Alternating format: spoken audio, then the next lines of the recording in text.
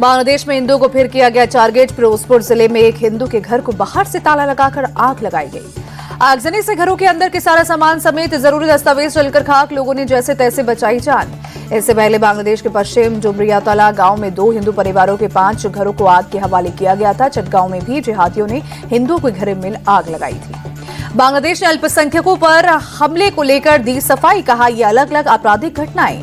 बांग्लादेश में चुनाव से पहले नेशनल सिटीजन्स पार्टी ने जमात ए इस्लामी के साथ गठबंधन में शामिल होने का किया ऐलान।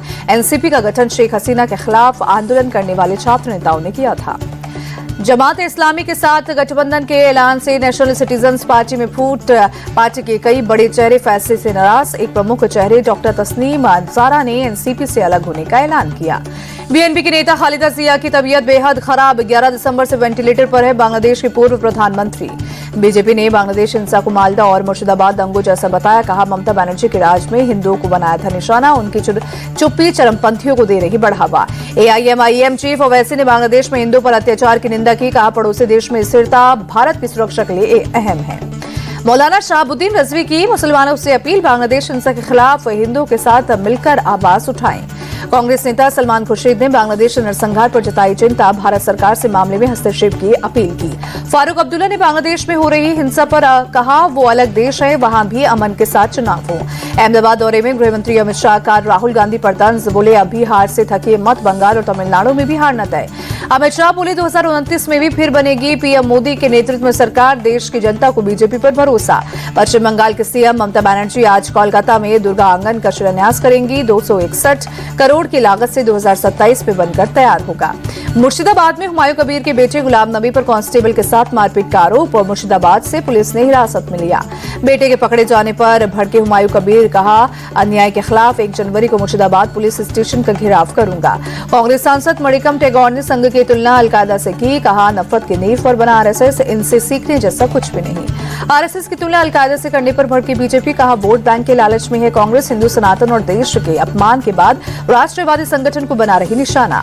मणिकम टेगौर के बयान पर आरएसएस का पलटवार। इंद्रेश कुमार बोले, अलकायदा से तुलना कांग्रेस नेताओं के बौद्धिक और मानसिक दिवालियापन को दिखाता है। मणिकम टेगौर के बयान पर वीएचपी हमलावर विनोद बंसल बोले, कांग्रेस ने इस्लामिक जिहादियों और आतंकियों को पाला। आतंकी को बचाने रात में सुप्रीम कोर्ट पहुंचे थे ये लोग। महाराष्ट्र में बीएमसी चुनाव से पहले अजित पवार ने किया बड़ा ऐलान। पिंपरी चिंचवड में शरद पवार के साथ मिलकर लड़ेंगे चुनाव।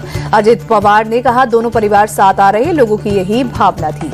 बीएमसी चुनाव को लेकर सीएम फडणवीस बोले, महायुति में सीट बंटवारे को लेकर सकारात्मक बातचीत। गतिरोध खत्म होकर जरूर होगा गठबंधन। वंचित बहुजन अघाड़ी के साथ गठबंधन पर बोले महाराष्ट्र कांग्रेस अध्यक्ष हर्षवर्धन सपकाल। दोनों ही दल विचारों के मेल के साथ आगे बढ़ेंगे। राज ठाकरे से गठबंधन पर उद्धव बोले, महाराष्ट्र और मराठी के लिए आए एमएनएस के साथ बीजेपी ने हमेशा हमारा गलत इस्तेमाल किया। महानगर पालिका चुनाव में ओवैसी की पार्टी को मुस्लिमों पर भरोसा। सबसे ज्यादा मुसलमानों को बनाया उम्मीदवार। बीजेपी नेता किरीट सोमैया का बड़ा दावा। कहा, मुंबई में मुस्लिम प्रजनन दर हिंदुओं से दोगुनी।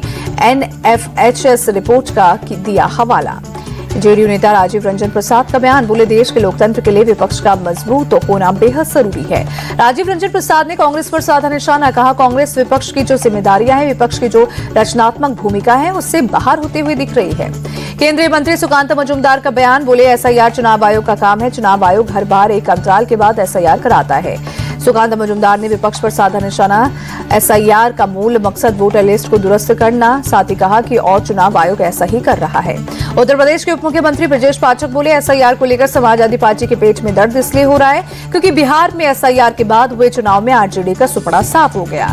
ब्रजेश पाठक ने कहा, उत्तर प्रदेश में भी एसआईआर के बाद जब 2027 में चुनाव होगा, समाजवादी पार्टी का भी सुपड़ा साफ हो जाएगा।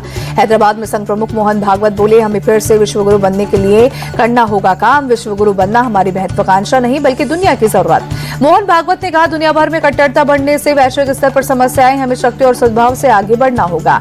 गोरखपुर में सीएम योगी ने जनता दरबार लगाया। एक एक कर लोगों की फरियाद सुनी। जम्मू कश्मीर के बांदीपोरा में संदिग्ध सामान मिलने से हड़कंप। पुलिस और सुरक्षा बलों ने इलाके को सील किया। एहतियातन संदिग्ध चीज को नष्ट किया गया।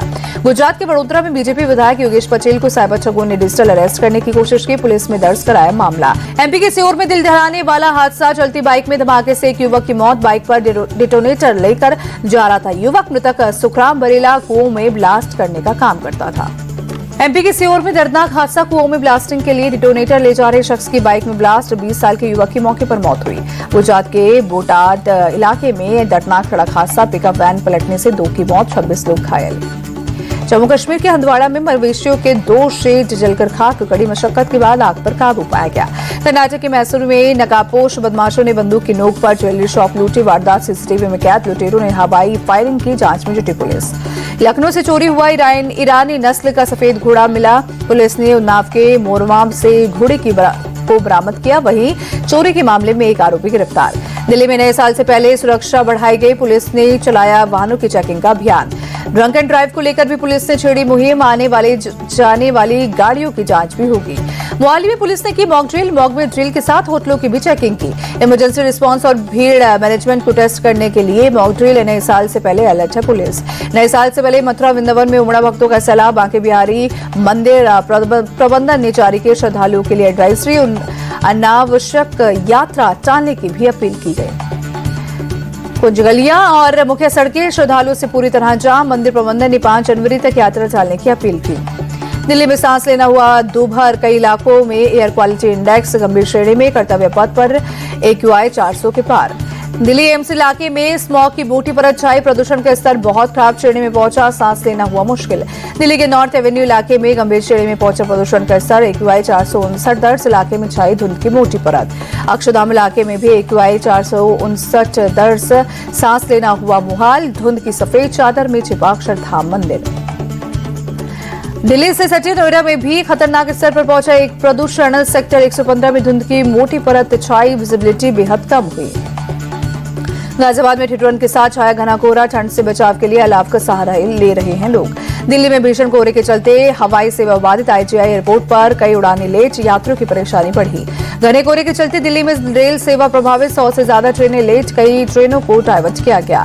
घने कोहरे के बीच कर्तव्य पथ पर जवानों ने गणतंत्र दिवस की परेड रिहर्सल की, 26 जनवरी को मनाया जाएगा गणतंत्र दिवस।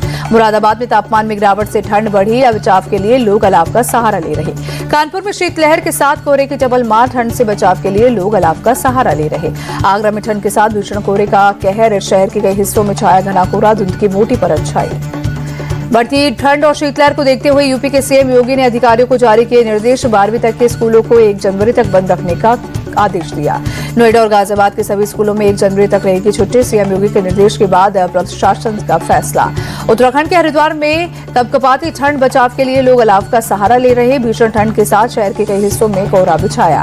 चंडीगढ़ में ठंड के साथ कोहरे का कहर, धुंध की मोटी परत के चलते विजिबिलिटी कम हुई, सड़कों पर गाड़ियों की रफ्तार भी धीमी हुई। राजस्थान के धौलपुर में कड़ाके की ठंड, बचाव के लिए लोग अलाव का सहारा ले रहे। जम्मू में ठंड के साथ भीषण कोहरे का कहर, गांधीनगर इलाके में छाई धुंध की मोटी चादर, जनजीवन प्रभावित। श्रीनगर में तापमान में भारी गिरावट से ठिठुरन बढ़ी, शहर के कई हिस्सों में छाया घना कोहरा।